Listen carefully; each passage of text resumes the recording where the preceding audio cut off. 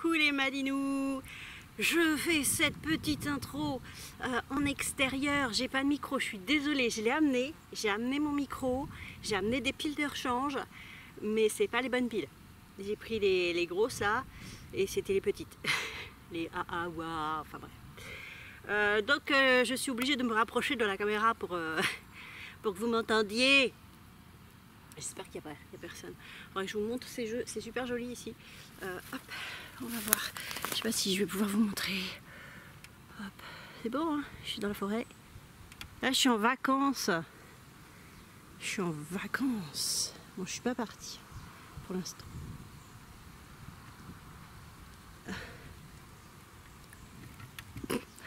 Voilà, donc je me remets à ma place là-bas. En espérant que la caméra se casse pas la binette. Ah, je suis pas bien cadrée. Ta ta ta. Bon, je vais peut-être... Bref, on va pas passer 107 ans là-dessus. Pourquoi je vous fais une petite intro? Parce que je suis pas du tout fière des vidéos que j'ai tournées. Là, j'en ai tourné 8 d'affilée. Et je me suis aperçue après coup que j'avais oublié de dire plein de choses sur les livres. Et j'ai pas envie de retourner tout. Donc, chut, ma montre. Je vais faire une petite intro pour chaque et je pense que je reparlerai de chaque livre plus ou moins, hein, si j'ai oublié des choses à chaque fois, ailleurs, hein, pas forcément ici. Voilà, et donc la thématique, enfin non, le titre, enfin la thématique c'est les thèmes. Ouais, ça veut rien dire ce que je viens de dire. Et donc le titre de cette petite série de vidéos, ça s'appelle Je t'aime, J-E, plus loin T-H-E-M-E. Du verbe t'aimer, hein, faire des thèmes, classés par thème, qui n'existe pas, ne cherchez pas dans le dictionnaire, n'existe pas. Voilà, c'est tout. On passe à la suite tout de suite, parce que la vidéo va durer 3/4 d'heure.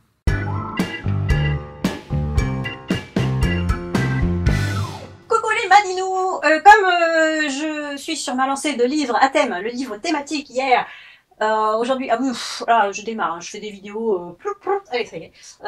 Donc, en ce moment, je vais vous faire quelques vidéos thématiques, c'est-à-dire que sur les livres que j'ai lus depuis quelques mois, je les ai regroupés avec un thème pour vous les présenter en même temps. Et aujourd'hui, je vais vous parler de 3 livres assez rapidement, hein, parce que je sais que vous n'avez pas que ça à faire, regarder des vidéos.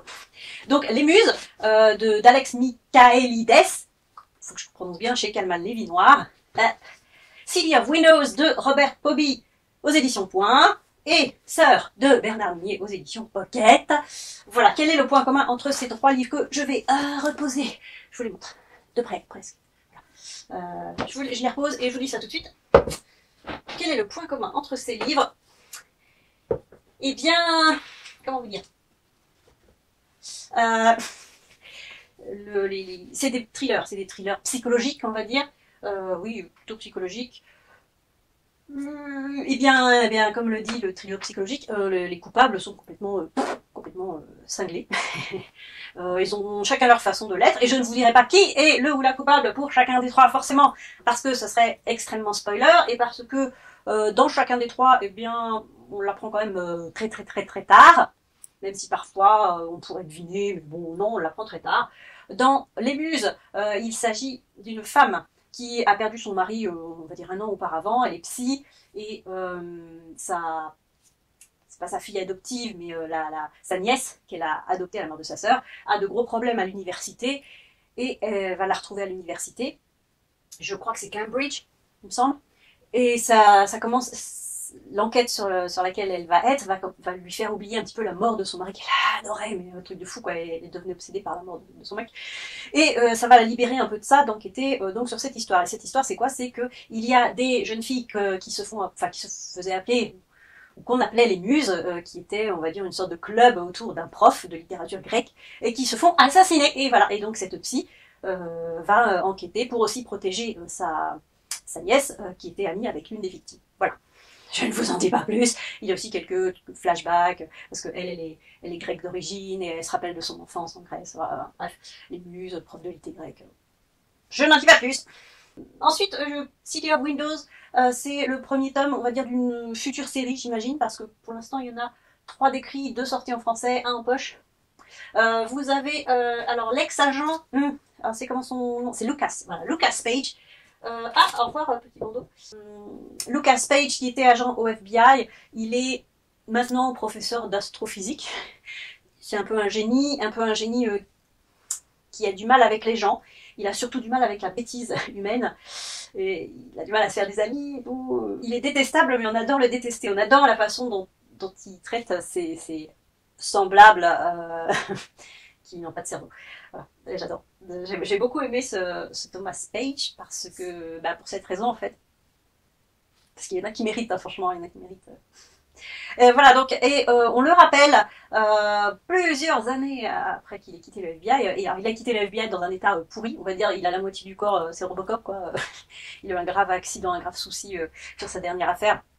Mais on le rappelle quand même, pourquoi? Parce que il semblerait qu'un sniper très très doué, parce que il snipe, enfin il tire en plein hiver, en plein blizzard, la nuit, dans New York, enfin, et il atteint ses cibles. Il semblerait donc qu'un sniper s'entraîne à des policiers ou des ex-policiers ou des personnes qui font la loi.